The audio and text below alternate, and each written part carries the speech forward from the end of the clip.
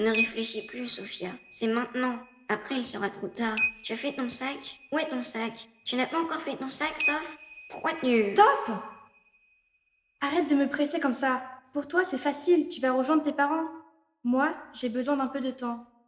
Du temps? On n'en a plus. Tu le sais bien. Tu as failli mourir cette nuit. Cette nuit, tout était encore noir quand Sophie avait ouvert un œil. Le temps que son cerveau enregistre l'image du voyant vert qui clignotait. Elle s'était redressée, une main posée sur la poitrine. La batterie branchée à son cœur artificiel était en train de se vider. Une pression sur l'interrupteur. Toujours l'obscurité. Le voyant en forme de pile était formel.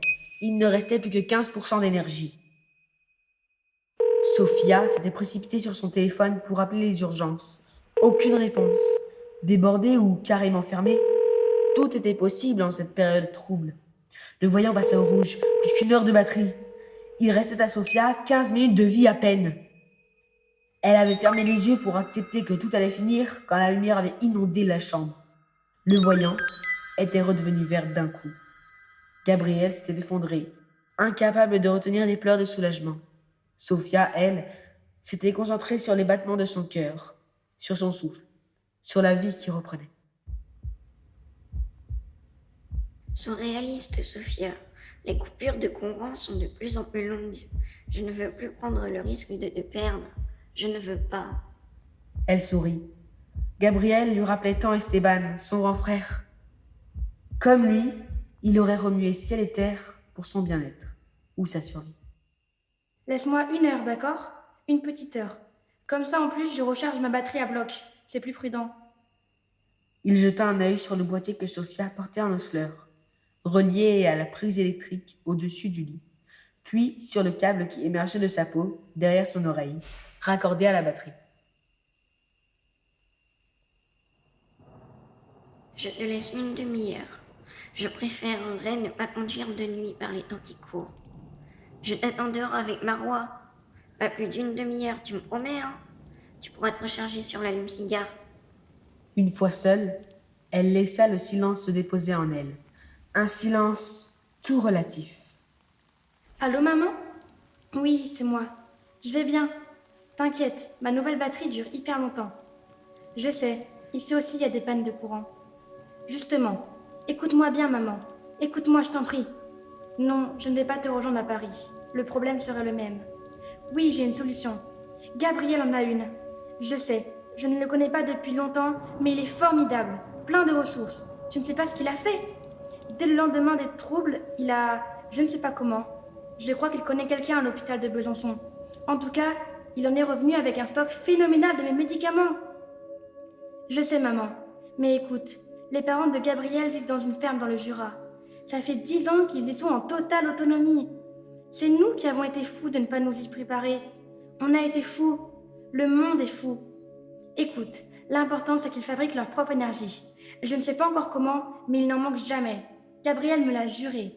Jamais. Je serai en sécurité là-bas, en attendant que ça s'arrange. Oui, oui, je te donne l'adresse. Viens, s'il te plaît, si ça ne s'arrange pas. On sera bien là-bas, tous ensemble. Oui, maman, je t'embrasse fort. Fais attention à toi. Je t'aime. Oui, oui, à tout bientôt.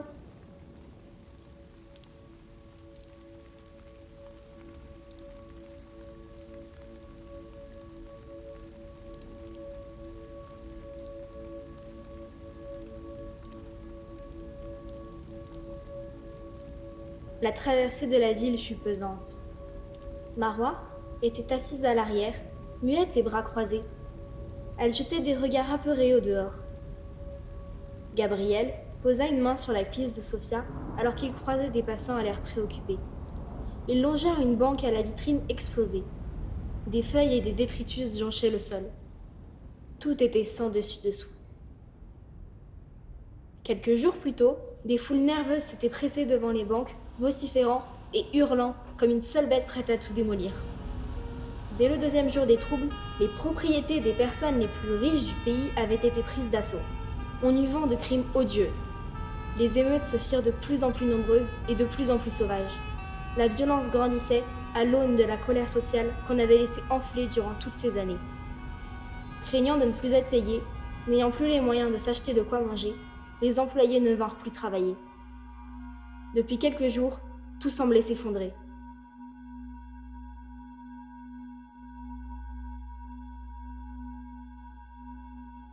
Après 40 minutes de route départementale, Sophia, Gabriel et Marois arrivèrent sans encombre au village de Coursefontaine. Les scènes de panique et de violence n'avaient pas atteint ces endroits reculés. On est arrivé, non? C'est l'adresse que tu m'as donnée. Gare-toi là, je vais prendre le relais. Tu ne saurais pas comment y aller. Pendant tout ce temps, Marois était restée silencieuse, taiseuse. La meilleure amie de Gabriel était de ces personnes à l'enfance heurtée. Gabriel était le seul qui avait su percer la carapace quand ils avaient 10 ans et qu'ils étaient voisins, et qu'il avait compris le secret de ses parents défaillants. Le secret les avait liés à vie. Mais c'est hyper loin de Courtefontaine en réalité. Pourquoi tu m'as dit que c'était dans ce village que vivent tes parents?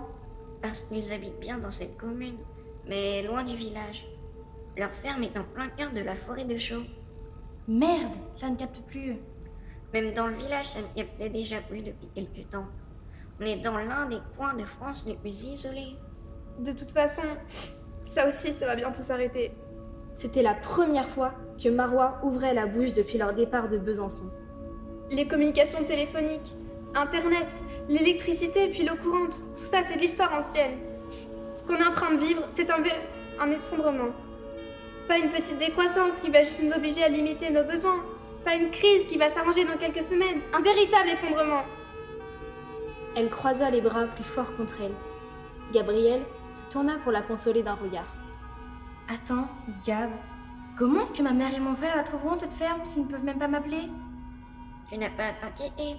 S'ils demandent le chemin de la ferme au chapeau vert au village, ils sauront le leur indiquer. Ah, nous y voilà. Ses parents étaient là, justement, au bout du chemin de terre et de cailloux, devant la bâtisse en pierre de taille et à la toiture végétale qui expliquait son nom. La ferme au chapeau vert. Verdure sur le versant sud du toit, panneaux solaires au nord. Une éolienne plantée à l'arrière de la ferme tournait ses bras au-dessus du poulailler et des enclos à chèvres. Il y avait aussi 2 ruches, dans une petite clairière un peu plus loin. Le père se tenait aussi droit que les sapins qui se pressaient autour de la ferme, comme pour l'engloutir. La mère était ronde, avec les pieds bien campés dans le sol. S'approchant pour leur tendre la main, elle constata qu'ils approchaient la soixantaine. Ils avaient eu leurs enfants sur le tard. Mais Sophia fut surtout frappée par leur regard, à la détermination proche de la dureté. Cette impression s'envola au premier sourire qu'ils lui adressèrent. Je m'appelle Daphné. Sois la bienvenue, Sophia. Toi aussi, Marois. Et moi, je suis Patrick. Et voici Dente et Corail. Il désigna 2 Dobermans qui leur tournaient autour, en haletant et remuant la queue. Ils ont l'air impressionnants, mais il n'y a pas plus affectueux. Je vous assure. Heureux de vous voir ici. Patrick et Daphné enlacèrent chaleureusement leur fils avant de montrer leur chambre aux filles. Voilà. On va vivre ensemble, ici. Loin du chaos du monde. Et croyez-moi, ce chaos-là ne fait que commencer. Ça va être le paradis ici, en comparaison. On est content que vous soyez là. On a bien besoin de bras supplémentaires. Vivre en autonomie, ça demande beaucoup de travail. Et puis nous devons nous préparer à l'hiver qui arrive. Il est rude par ici. Mais on a l'habitude, vous n'avez pas à vous inquiéter. On vous dira quoi faire. Marois le sait, et je suppose que Gabriel te l'a dit, Sophia. Daphné et moi avons une formation de médecin. Tu as fait le bon choix en venant ici. Tu ne pourrais pas être mieux entouré. Et tu pourras recharger ton cœur sans souci. On utilise l'énergie du vent, du soleil et du ruisseau. En plus de cela, au cas où, on a un groupe électrogène, avec une réserve de carburant dans la grange. De l'essence? Mais ils ne s'en ont plus appris d'or depuis des années. Oh, je suis tellement rassurée d'être là. Tu as raison de l'être, ma petite. Vous avez une réserve de médicaments, j'imagine? Du matériel, oui. Mais des médicaments, on n'en a plus beaucoup, je dois bien dire. On n'a pas tant besoin de médicaments, tu sais. C'est bizarre d'entendre des médecins dire ça. Autant que tu le saches, Sophia, nous avons été radiés de l'ordre des médecins à cause de nos positions controversées. C'est surtout notre pensée anti-vaccin qui ne passait pas. Nous, on pense qu'il n'y a pas besoin de vacciner les gens. Bref, c'était il y a longtemps tout ça. Nous nous sommes retirés dans cette ferme. On n'a pas beaucoup de besoins, mais pour y subvenir, on s'est mis à écrire des livres sur la phytothérapie, l'acupuncture, la méditation et à donner des consultations, disons, clandestines. On y était bien obligés. Il y avait une vraie demande. On a soigné des tas de gens qui étaient très heureux de nous trouver. Et regarde-nous, des années que nous sommes ici et nous sommes dans une forme olympique. Les parents de Gabriel éclatèrent de rire. C'était comme si le monde ailleurs n'existait pas, comme s'il n'était pas en train de sombrer. Sophia, elle, voulait encore croire que le monde allait se reprendre et qu'elle pourrait bientôt y retourner, bientôt reprendre ses études.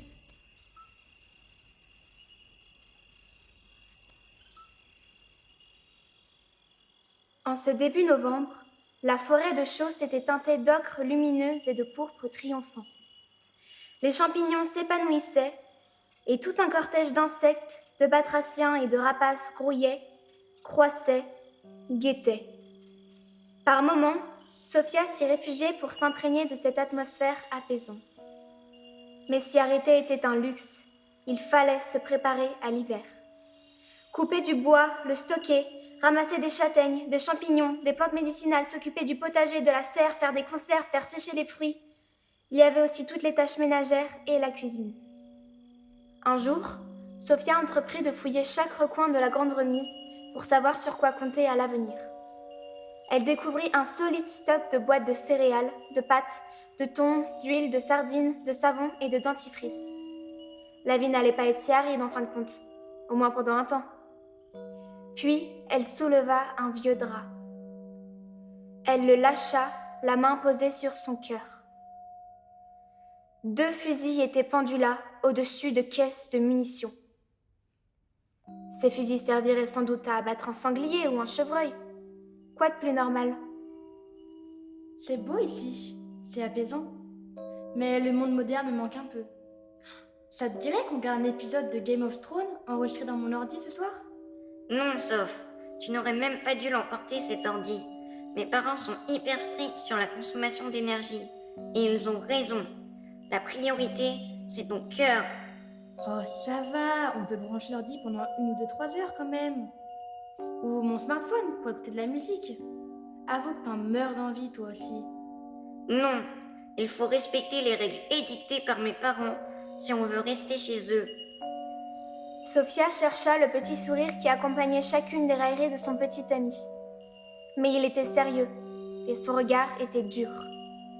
Il sourit enfin, et vint s'installer à côté d'elle pour l'enlacer tendrement. J'ai amené quelques romans qui m'ont l'air pas trop mal. Je suis sûre qu'ils vont te plaire. On a aussi un Scrabble et des cartes.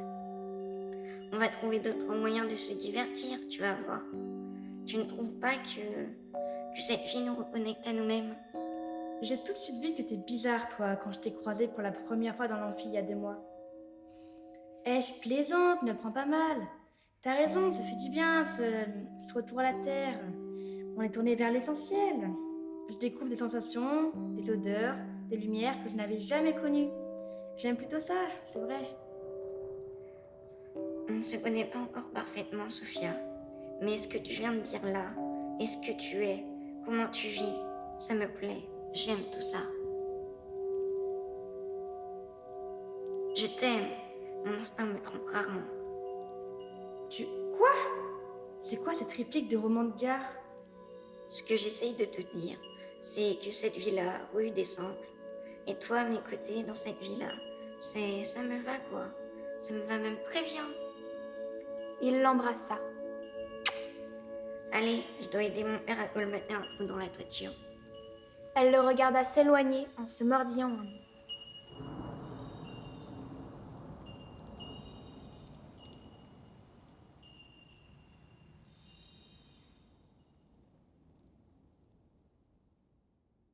C'était 10 jours avant Noël.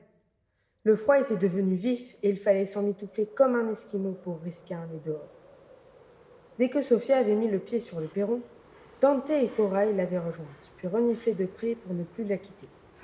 Elle commençait à détester ces 2 cerveaux et à étouffer. Un mois auparavant, elle voulait voir ses photos de famille stockées dans l'appareil. Mais Daphné avait surgi comme par magie dans l'entrebâillement de la porte et lui avait fait une leçon de morale cinglante. Sophia s'était sentie si infantilisée qu'elle en aurait pleuré. Alors que Sophia se dirigeait vers le ruisseau bordé de neige et de glace, Marwa la rejoignit en courant. Sophia, attends-moi. Je voulais te demander quelque chose. Combien de temps on va devoir rester là? On n'a aucun moyen de savoir ce qui se passe ailleurs. Aucun de nous n'a prévu de se munir d'une radio hertzienne. Qu'est-ce qui se passe plus loin? Même si elle n'en menait pas large, Sophia tenta de la rassurer. Gabriel et Patrick vont régulièrement à pied au village. Ils disent qu'il est désert. Ils sont même allés plus loin, là où les téléphones captaient avant. Ça ne capte plus rien. Ils ne savent pas ce qui se passe dans les villes, mais ça doit être un tel chaos que les habitants de Courtefontaine n'en sont pas revenus. On est beaucoup mieux ici, d'après eux. Et à Dole? Pourquoi on ne va pas voir ce qui se passe à Dole? C'est à 7 heures de marche. On ne peut pas utiliser l'une des 2 voitures électriques. En recharger une demanderait trop d'énergie. Mais c'est pas possible, je vais devenir folle, moi, je veux savoir ce qui se passe ailleurs. Moi aussi, je veux savoir. Et je veux avoir des nouvelles de ma famille. Mais on doit attendre le printemps. Hé, on n'est pas ici pour toujours. Je te le promets. Je te le jure même. Tu peux me croire. Marwa passa la manche de sa doudoune sur ses joues mouillées, renifla et acquiesça comme une enfant rassurée par une promesse de conte de fées. Sophia avait désormais un semblant d'amis pour se réchauffer le cœur. Ce n'était pas du luxe pour passer Noël. Gabriel et ses parents, eux, exultaient. Ils étaient en famille et vivaient leur meilleure vie possible en suivant leurs convictions profondes. La décoration du salon était parfaite. Sapins fraîchement coupés, guirlandes et boules de Noël à foison, bougies et feux de cheminée fournis. Sa mère et son frère lui manquaient atrocement.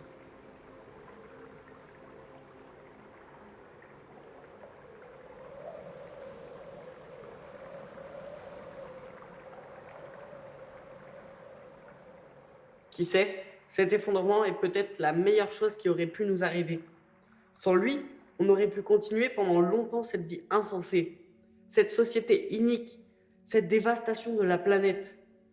Je ne sais pas ce que devient le monde en dehors de nous, mais ça ne peut être que pour aboutir à mieux qu'avant. Vous ne croyez pas? Regardez comme on est bien, nous, ici. Sophia vit arriver janvier avec soulagement, mais sa poitrine la brûlait quand elle toussait, et elle toussait de plus en plus. À cela s'ajoutaient des maux de tête et un nez qui coulait comme une fontaine. Elle en va à s'inquiéter pour son cœur, mais Daphné la rassura à ce sujet. Tu as juste chopé un très vilain rhume. Aussi, avec tout ce temps que tu passes dehors par ce froid, ce n'est pas étonnant. Au moins, on est sûr que ce n'est pas viral, isolé comme on est.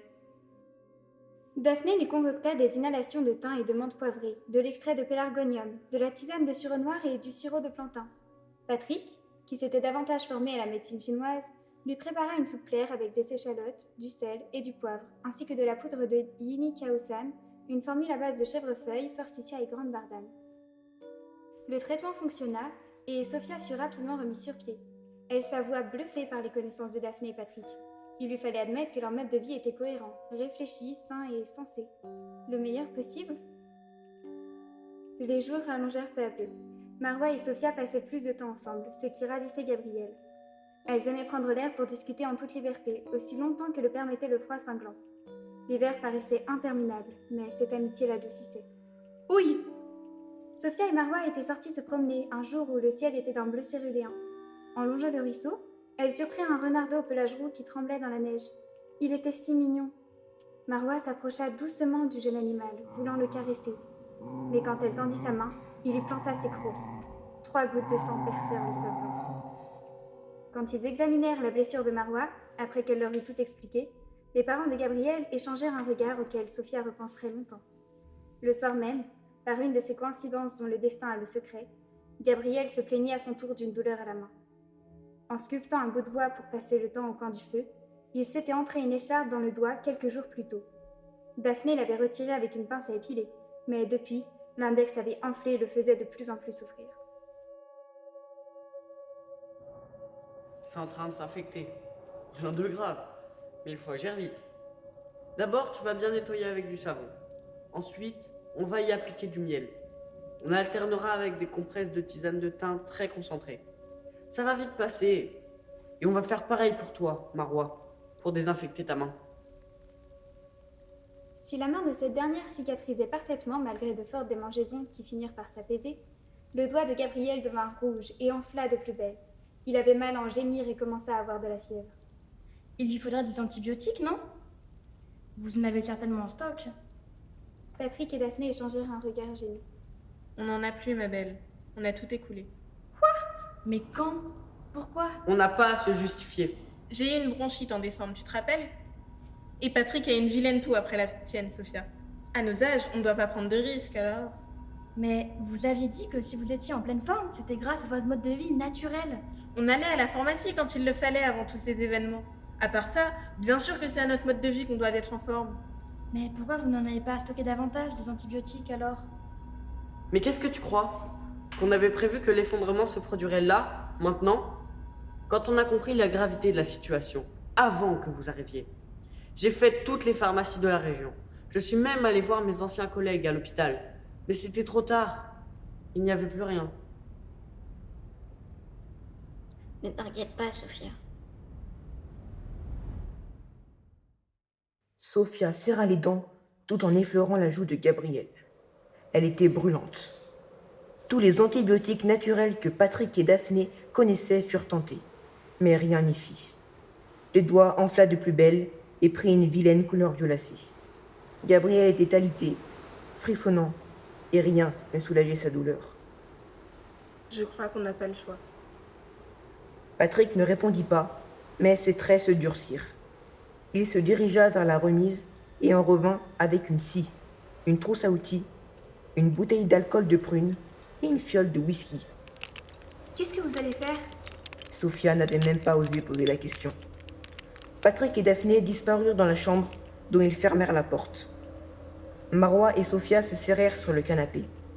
Leurs joues étaient baignées de larmes. La porte s'ouvrit enfin. Patrick apparut, plus pâle que la mort. C'est fait. Il s'est évanoui. Mais je crois qu'il est tiré d'affaire. Il serrait quelque chose dans la main, entouré d'un linge sanguillonnant. Sophia fut saisie d'un nouveau tremblement en comprenant ce que c'était. Patrick sortit pour aller se débarrasser du doigt de son fils. Gabriel se remit rapidement après l'amputation du doigt malade. Dès qu'il fut remis sur pied, il réussit même à en plaisanter. Ça fait partie des petits accidents de la vie. Disait-il en secouant sa main à 4 doigts. La vie monotone du chalet put reprendre, mais Sophia trouva Marois changé.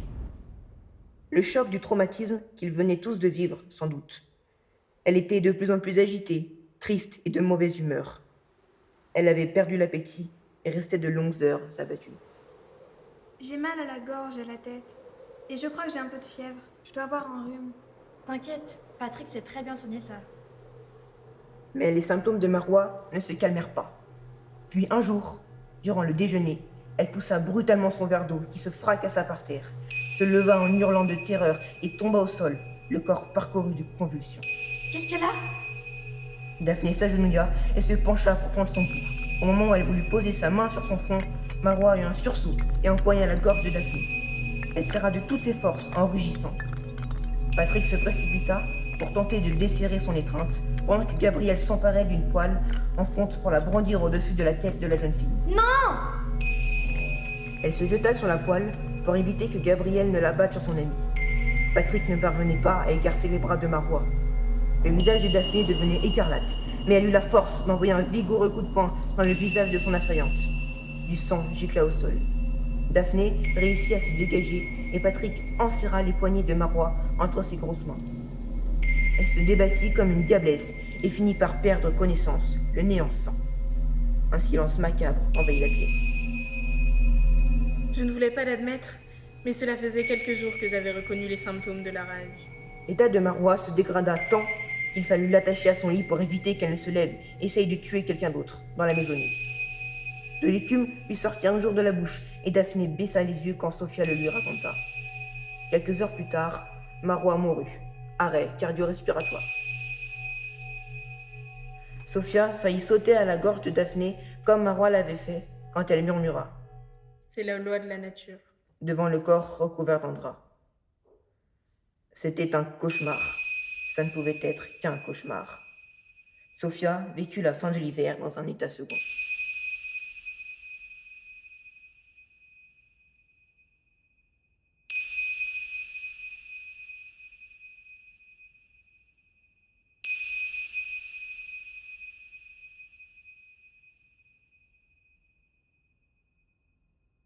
Le printemps arriva, enfin.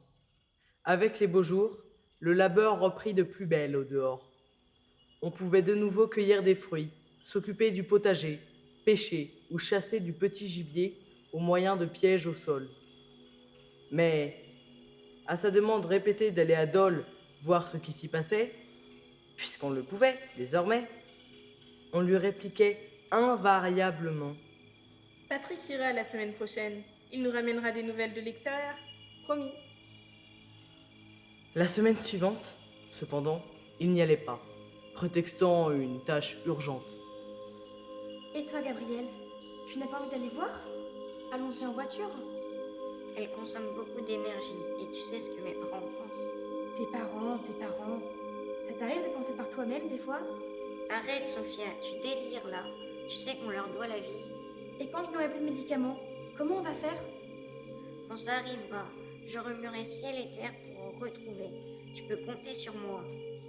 Je te retrouverai d'autres s'il le faut, mais peut-être que ce ne sera pas nécessaire. Avec mon père, on cherche déjà comment en fabriquer par nous-mêmes. Il est sûr que c'est possible.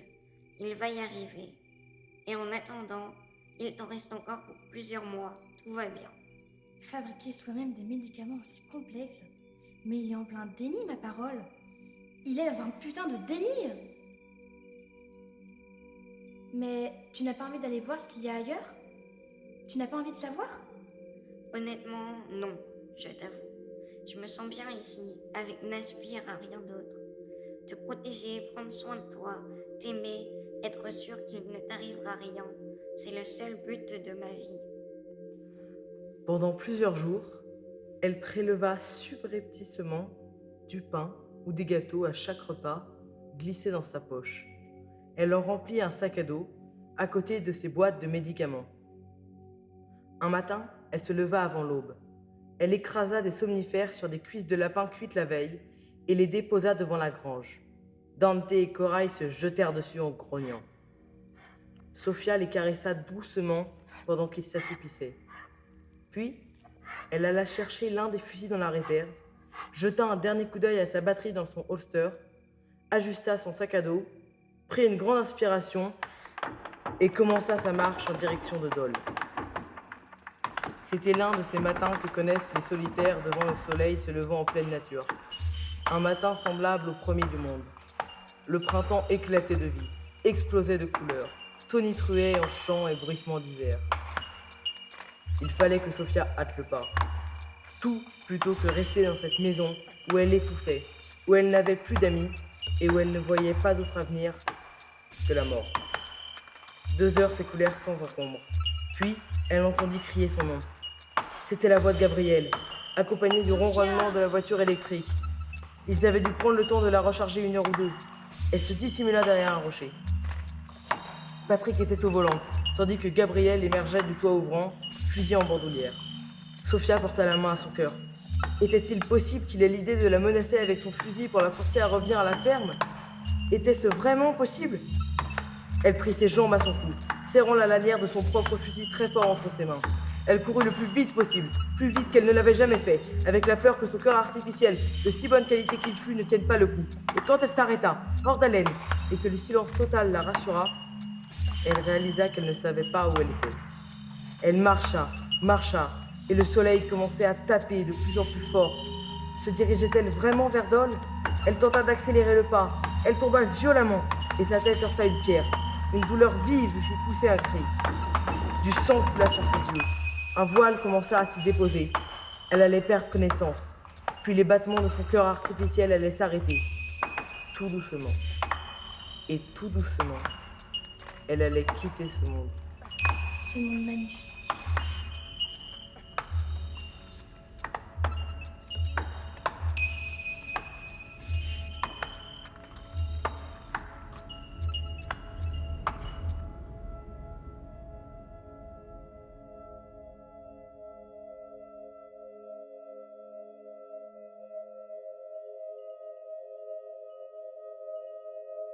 Elle rouvrit les yeux. Dans une pièce immaculée et à l'odeur propre et saine. Est-ce que c'est le paradis? Mais au paradis, on n'avait sans doute pas de câble qui sortait de derrière son oreille, branché sur une prise de courant, et on n'était pas relié à une machine qui mesurait son rythme cardiaque. Je suis vivante. J'espère bien. Un homme d'une trentaine d'années venait de pénétrer dans sa chambre. Il portait une blouse et entreprit d'ausculter Sophia. Où suis-je? À l'hôpital de Dole, jeune fille. Tu as eu une sacrée chance, tu sais. Si Maria ne t'avait pas trouvé en revenant de son champ, tu ne serais plus de ce monde. Sophia porta la main à sa tête. Elle était bandée. Plus de peur que de mal de ce côté-là, rassura l'infirmier. Mais on va te garder en observation quelques jours. Il faut que tu me dises quelques petites choses. Ton nom, ton âge, ton adresse. Mais tout ne s'est pas effondré? Te rappelles-tu de ton nom? Oui, Sofia Agostino. Ah, tu me rassures. Quel jour est-on? Vendredi? Mais que s'est-il passé depuis novembre dernier? Tu as eu un traumatisme crânien. On va faire d'autres tests pour en déterminer la gravité. Mais dans certains cas, cela fait perdre la notion du temps. Et parfois, la mémoire. Je n'ai rien perdu. En tout cas, pas ça. Je sais très bien qu'on est en mai, et je me souviens parfaitement de ce que j'ai vécu depuis novembre. Mais je ne sais rien de ce qui se passait dans le monde. Ferais-tu partie de ces gens qui ont choisi de se retirer au lieu d'affronter la réalité? Ce n'était pas volontaire. Mais oui, j'étais en retrait total. Pas volontaire? Tes parents t'ont forcé? Non, personne m'a forcé. C'est plutôt ça. Elle désigna le câble qui la reliait au secteur. Je croyais faire le meilleur choix. Ne t'inquiète pas, tu n'es pas seule dans ce cas. Il y a eu des réactions plus ou moins extrêmes en fin d'année dernière. Écoute, je crois qu'il vaut mieux que tu discutes de tout cela avec un spécialiste. Je vais faire appeler un psychologue. En attendant, tu dois encore te reposer un peu. Veux-tu que je prévienne quelqu'un que tu es là? Prévenir quelqu'un? Elle devait avant tout mettre de l'ordre dans ses idées, comprendre ce qui s'était passé. Sophia avisa son sac à dos posé sur une chaise. Elle le leva précautionneusement pour en extirper son smartphone. Enfin! Elle le brancha et attendit qu'il se recharge. Le téléphone était rechargé, mais ne captait aucun réseau. Elle vérifia que sa batterie portative était pleine, puis sortit de la chambre après avoir enfilé son jean sous sa blouse médicale. Elle trouva la grande salle commune, réservée aux patients, baignée de lumière grâce aux larges baies vitrées. Dans un coin, un ordinateur était occupé par un homme. Sophia s'approcha lentement, les yeux écarquillés. Tu veux l'utiliser? J'ai fini, vas-y. Quand je pense qu'au début, quand on a décidé qu'il n'y aurait qu'un seul ordinateur connecté pour tous les patients de l'hôpital, c'était la couille. On s'habitue à tout, mais on se déshabitue aussi de tout. Il sourit en lui laissant la place et Sophia s'assit devant l'écran. Elle ouvrit le navigateur. Internet fonctionnait bien. Fébrile, elle rechercha dans les archives des journaux en ligne ce qui était arrivé après son départ pour Contrefontaine. Elle découvrit que, le lendemain de son arrivée à la ferme, l'état d'urgence avait été décrété. Elle apprit que l'effondrement économique, qui menaçait de devenir total, avait été évité de justesse. La reprise en main avait permis peu à peu un retour au calme. 5 mois plus tard, à la suite de gros efforts collectifs, le gouvernement avait pu assouplir l'état d'urgence. Il n'était pas long d'y mettre totalement fin et de faire confiance à la population, rassurée par des mesures enfin sensées et davantage tournées vers l'humain que vers la mondialisation à tout crin. Car enfin, l'État avait pris des décisions appropriées pour l'humain et la planète. Comme hypnotisée par les titres des articles, Sophia avait du mal à y croire. Elle comprit que les réseaux téléphoniques ne fonctionnaient plus que par câble, et que par conséquent, son téléphone portable ne lui servait à rien. Elle se tourna vers l'appareil qu'elle avait aperçu en entrant dans la salle commune, fixée au mur. Elle s'assit sur une chaise devant la grande fenêtre d'où on voyait la rue. Une rue normale, avec des gens normaux, mais pas une voiture, et beaucoup de vélos. Sophia saisit le combiné et le porta doucement à son oreille. Le bourdonnement était en attente d'un numéro. Par chance, elle s'en souvenait et le composa. Maman? Allô, Sophia? C'est bien toi? Elle porta la main à son cœur.